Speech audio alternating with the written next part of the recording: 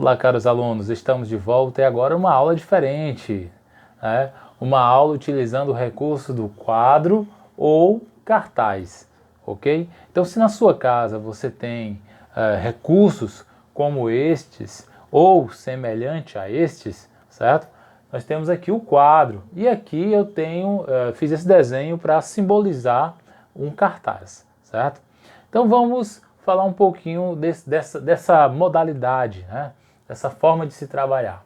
Então, a primeira coisa, se você está utilizando o quadro, é interessante que você tenha atenção ao tamanho da sua letra, para que essa letra não fique em um tamanho muito pequeno, de forma que durante a gravação, mesmo que você tenha um celular com uma ótima câmera ou uma webcam com uma ótima câmera também, né, que proporcione uma boa qualidade, uma boa resolução, é interessante que o tamanho da letra seja um tamanho grande para que possa ser visível.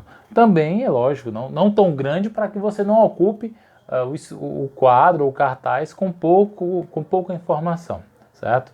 Mas que você possa equilibrar, que você possa fazer uma gravação teste e verificar se aquele tamanho que você colocou atende às necessidades, fica visível, né? Fica legível, ok?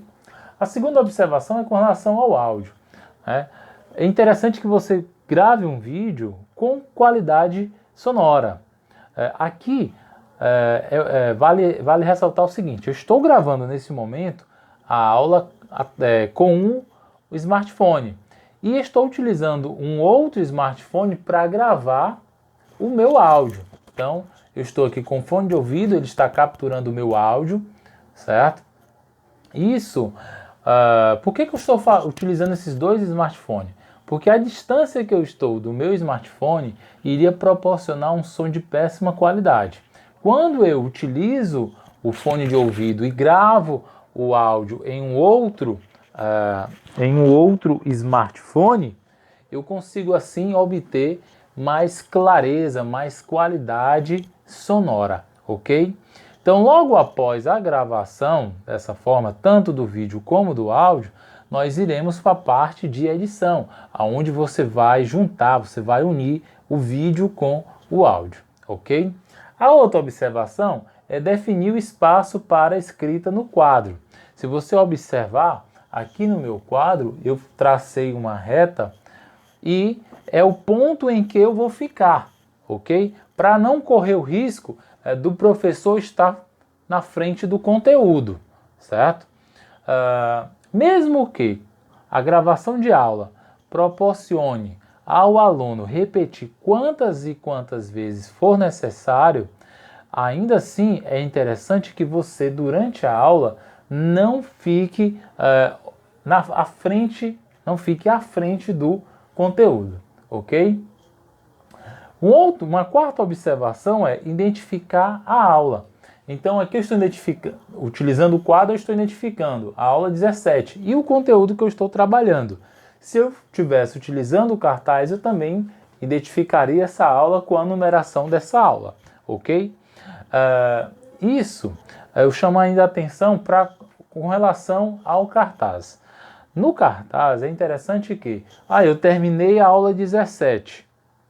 Não é porque eu terminei a aula 17 que eu vou descartar esse cartaz, certo? Até porque você pode fazer revisões. E nessas revisões, você pode aproveitar aquele cartaz que você já utilizou.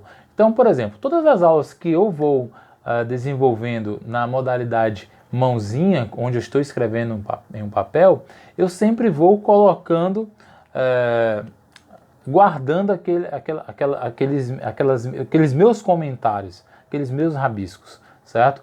Para em uma possível revisão eu chamar aquela aula que eu fiz em um papel e estar demonstrando, certo? Uma outra observação é, tanto no quadro como principalmente um cartaz, você pode também fazer o uso de mapas mentais, certo? Ou seja, você pode criar algumas simbologias com conexões, certo? E você pode estar abordando o conteúdo, exemplificando através desses conectivos que o mapa mental promove, ok? Então, é isso aí. Espero que vocês tenham gostado, espero que vocês possam aprimorar e utilizar esses recursos que oferecemos aqui nessa aula 17.